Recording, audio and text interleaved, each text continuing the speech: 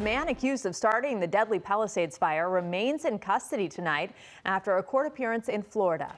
And as KCAL's Joy Benedict tells us, Jonathan Rinderknecht was described as a lonely young man who had run-ins with law enforcement in the weeks leading up to his arrest.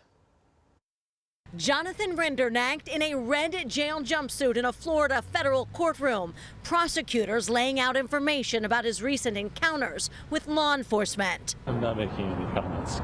His family choosing not to comment outside the courthouse. A federal judge denied bail for the 29-year-old after an ATF agent testified that he had traits of an arsonist and his family was concerned about declining mental health. Prosecutors saying police were called to their home twice last month.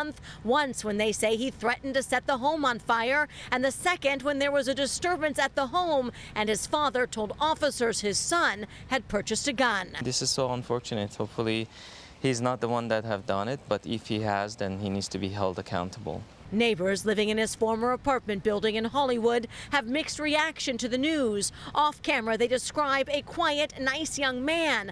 Those who knew him tell us he told them he was questioned by the ATF after the fire and that he moved to be with family in Florida because of it. Today marks a significant moment in a long road to justice for our community. Wednesday, federal officials announced the arrest, charging Rinderknecht with destruction of property by means of fire. Investigators say he started the Lockman fire on January 1st, which they believe reignited to become the Palisades Fire days later.